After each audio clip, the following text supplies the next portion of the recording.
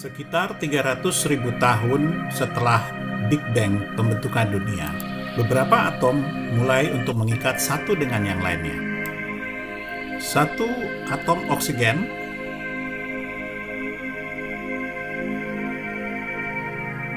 bertemu dengan satu atom hidrogen. Pada saat pertemuan pertama, mereka gagal untuk mengikat. Ada sesuatu yang hilang. Sementara atom hidrogen yang lain bergerak menuju ke mereka.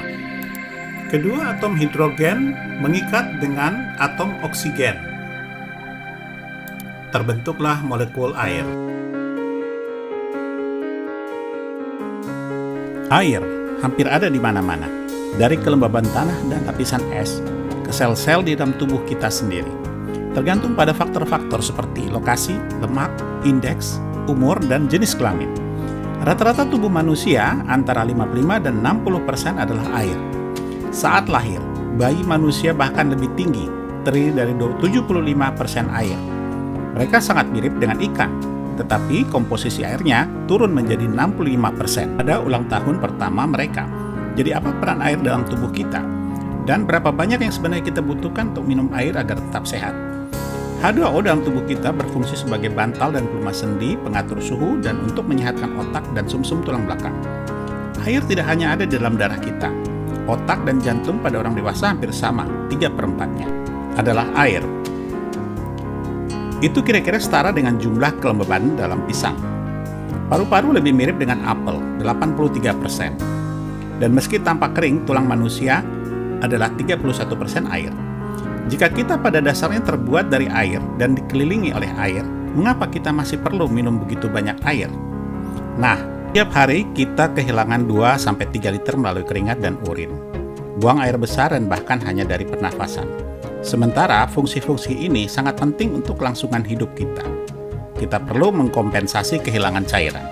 Mempertahankan tingkat air yang seimbang adalah penting untuk menghindari dehidrasi atau overhidrasi. Keduanya dapat memiliki efek kehancuran pada kesehatan secara keseluruhan. Pada awalnya, deteksi kekurangan air pada reseptor sensorik di hipotalamus otak menandakan pelepasan antidiuretik hormon ketika mencapai ginjal untuk menghasilkan aquaporin. Saluran khusus yang memungkinkan darah untuk menyerap dan menahan lebih banyak air menghasilkan bentuk urin yang berwarna gelap pekat. Peningkatan dehidrasi dapat menyebabkan rendah dan turunnya energi, kelembaban kulit, dan tekanan darah, serta tanda-tanda gangguan kognitif. Otak yang mengalami dehidrasi bekerja lebih keras untuk mencapai jumlah yang sama seperti normal. Dan bahkan untuk sementara menyusut karena kekurangan air. Overhidrasi atau hiponatremia biasanya disebabkan oleh konsumsi air yang berlebihan dalam waktu singkat, sewaktu. Atlet sering menjadi korban overhidrasi karena komplikasi dalam mengatur kadar air dalam kondisi fisik yang ekstrim. Sedangkan otak yang mengalami dehidrasi meningkatkan produksi antidiuretika, hormon. Otak yang mengalami overhidrasi melambat dan bahkan berhenti melepaskannya ke dalam darah. Sodium elektrolit dalam tubuh menjadi encer menyebabkan sel membengkak. Dalam kasus yang parah, ginjal tidak bisa bekerja dengan banyaknya volume urin encer yang cair. Kemudian terjadi keracunan, mungkin menyebabkan sakit kepala, muntah, terkadang kasus langka kejang atau kematian. Tapi itu situasi yang cukup ekstrim secara normal sehari-hari. Mempertahankan sistem tubuh terhidrasi dengan baik adalah mudah bagi kita untuk mengaturnya. Cukup beruntung untuk memiliki akses ke air minum yang bersih. Untuk waktu yang lama, kebijaksanaan konvensional mengatakan bahwa kita harus minum 8 gelas air dalam satu hari. Sejak saat itu perhitungan aturannya cukup baik. Sekarang konsensusnya adalah jumlah air yang kita butuhkan pada berat badan dan lingkungan kita.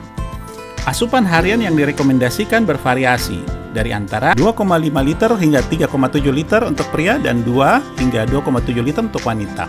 Kisarannya bisa naik atau turun jika kita sehat, aktif, tua, atau kepanasan. Sementara minum lain bahkan dengan kafein seperti kopi atau teh dapat mengisi kembali cairan juga. Dan air dalam makanan membentuk sekitar 5% dari asupan H2O harian kita. Buah dan sayuran seperti stroberi, mentimun, dan bahkan brokoli adalah lebih dari 90% air dan dapat asupan cairan tambahan, juga memberikan nutrisi dan serat yang berharga. Minum dengan baik mungkin juga mendapat manfaat jangka panjang yang beragam.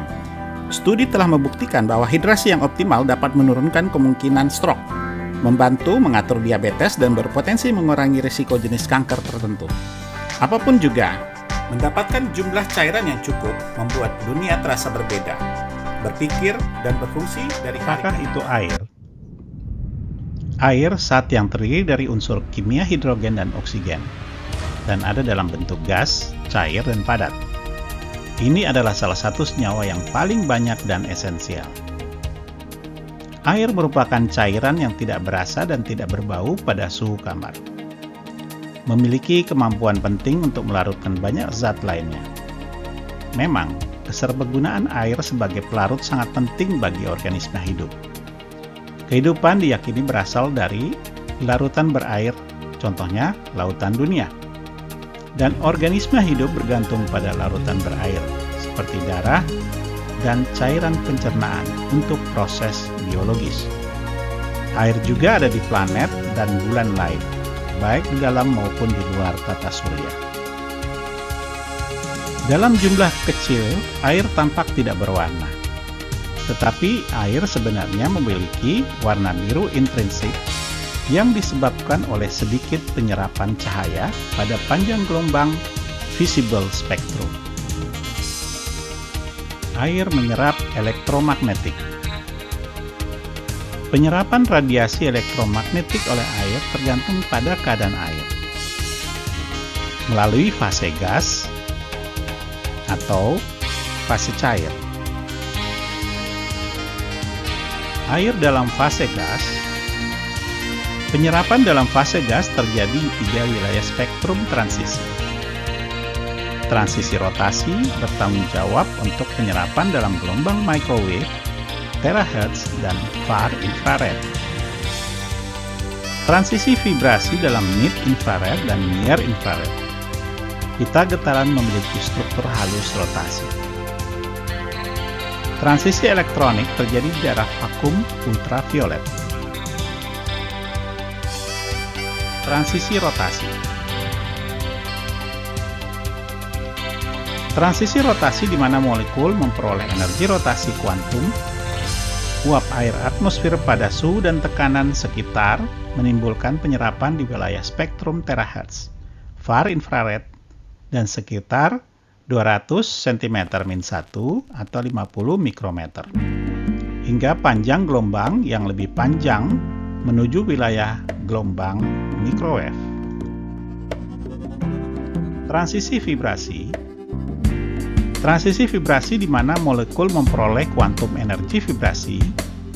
Transisi dasar menimbulkan penyerapan pada mid infrared di daerah sekitar 1650 cm-1 atau pita mikro atau 6 mikrometer dan 3500 cm-1 disebut pita X atau 2,9 mikrometer. Begini bentuk daripada transisi vibrasi, yaitu bending, symmetric stretching, asymmetric stretching. Gambar ini adalah gambar 2 atom hidrogen dan 1 atom oksigen. Transisi elektronik. Transisi elektronik di mana molekul air dipromosikan ke keadaan elektronik tereksitasi. Transisi energi terendah dari jenis ini ada di wilayah vakum ultraviolet. Ini adalah gelombang visible. Visible ultraviolet berada pada posisi 400 hingga 800 nanometer atau 400 hingga 800 terahertz.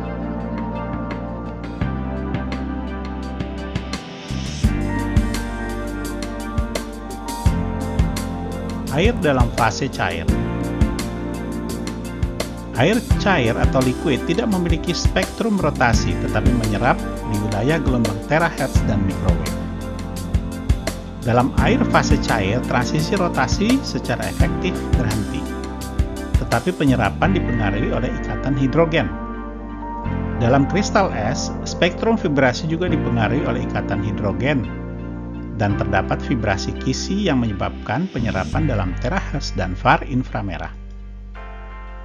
Sedangkan dalam spektrum ultraviolet atau visible, penyerapannya sangat lemah, menghasilkan warna air yang biru pucat.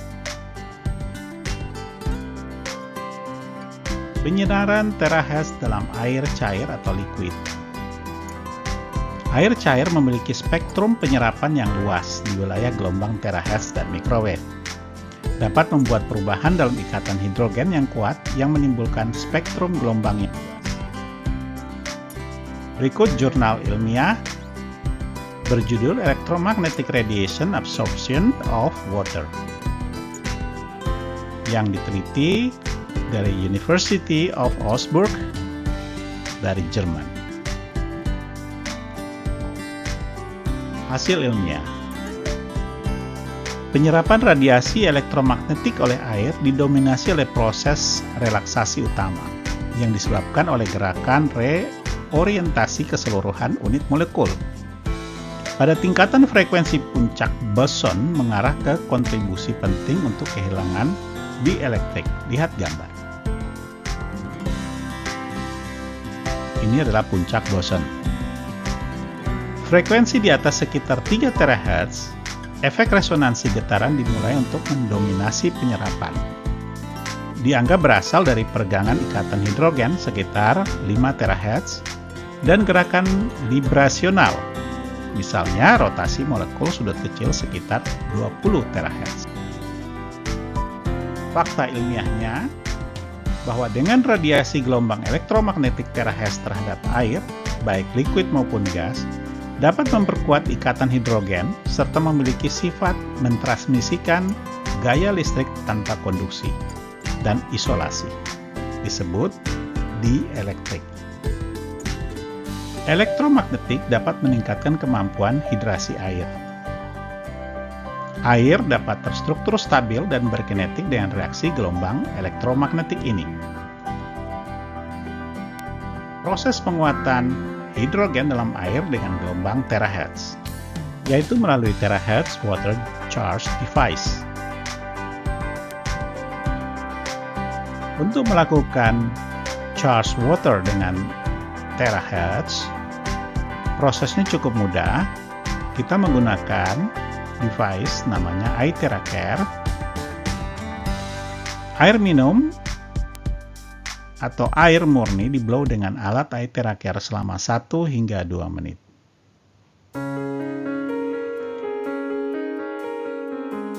Berikut adalah pernyataan ilmiah dari Dr. Jill Carnahan. Manfaat dari penguatan hidrogen di air. Dr. Jill Carnahan mempunyai kualifikasi dari Loyola University Chicago, dari Stritch School of Medicine, College of Medicine Peoria. Mempunyai spesialisasi sebagai Family Medicine. Pengalaman adalah sekitar 19 tahun. Dan Dr. Carnahan membuka praktek-praktek medis di Flatron Function Medicine di Louisville, dan dia certified untuk family medicine dari tahun 2006 hingga 2016. Hingga sekarang, dari tahun 2005 masih mempraktekkan holistic medicine. Manfaat penguatan hidrogen dengan gelombang elektromagnetik terahertz. Mempunyai efek antioksidan. Gas hidrogen bertindak sebagai antioksidan kuat dan telah terbukti melindungi sel bahkan dari spesies oksigen reaktif yang paling sitotoksik. Secara khusus, menghirup gas hidrogen telah terbukti menekan cedera otak melalui efek ini. Mendukung antioksidan sistem dalam tubuh. Hidrogen mendukung sistem antioksidan alami tubuh Anda dengan memberi jalur sinyal yang terkait dengan pencegahan penyakit. Bersifat anti-inflamasi. Dalam penelitian pada hewan, gas hidrogen telah terbukti sangat antiinflamasi. Penelitian pada pasien dengan rheumatoid arthritis sangat menjanjikan. Membantu mengurangi rasa sakit. Seperti disebutkan tadi bahwa efek hidrogen pada pasien dengan rheumatoid arthritis telah menunjukkan penurunan rasa sakit yang signifikan. Penghilang rasa sakit ini disebabkan oleh pengurangan stres oksidatif yang disebabkan oleh sifat antiinflamasi dan antioksidan dari gas hidrogen. Melindungi otot. Dalam sebuah penelitian pada hewan, air hidrogen mencegah pengecilan otot pada tikus yang mengalami distrofi otot. Hidrogen juga meningkatkan produksi alami glutathione yang sering disebut antioksidan utama kita. Efek hidrogen pada atlet dan olahraga adalah bidang yang menjanjikan yang patut Anda perhatikan. Mempercepat pemulihan akibat olahraga. Air hidrogen telah terbukti mengurangi kelelahan otot pada atlet elit setelah latihan intensif. Ini karena mengurangi penumpukan asam laktat yang meningkatkan fungsi otot.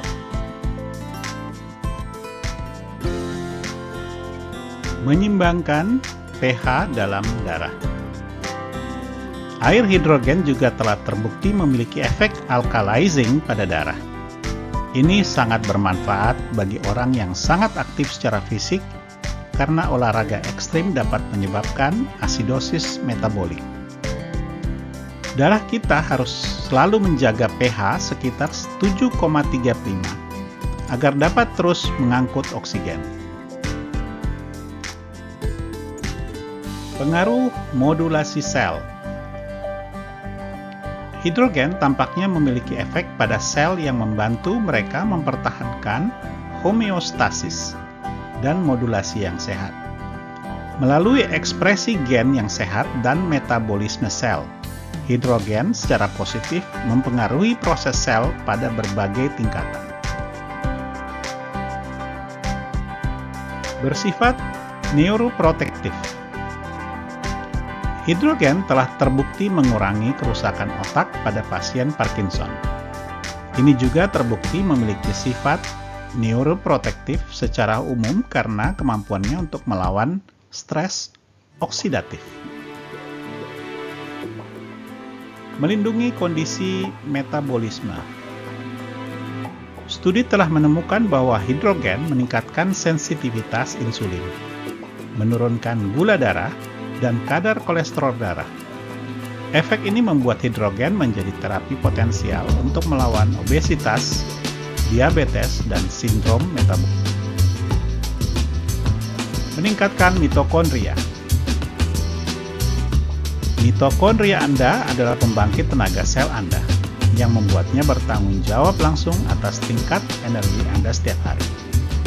Studi klinis pada air kaya hidrogen telah menemukan bahwa itu meningkatkan fungsi mitokondria. Melindungi kerusakan DNA. Gas hidrogen telah terbukti secara signifikan melindungi DNA dari kerusakan akibat radiasi. Ia melakukannya dengan mengais pembentukan radikal hidroksil. Menenangkan reaksi alergi. Dengan alergi yang meningkat di seluruh dunia, ini adalah pengamatan yang menarik. Penelitian telah menemukan bahwa pada hewan, hidrogen terkadang dapat meredakan reaksi alergi. Cara hidrogen muncul untuk menenangkan reaksi alergi adalah dengan memodulasi proses sel dan memulihkan homeostasis. Tampaknya hidrogen memulihkan proses yang sehat di seluruh tubuh yang menjadikannya ide bagus untuk dipertimbangkan oleh semua orang. Melindungi terhadap kanker. Hidrogen tampaknya melindungi terhadap kanker. Pada titik ini, mungkin tidak mengejutkan Anda karena Anda tahu bagaimana hidrogen dapat melindungi dari stres oksidatif dan kerusakan DNA. Hidrogen juga telah diamati untuk membantu mengurangi efek samping kemoterapi pada beberapa pasien.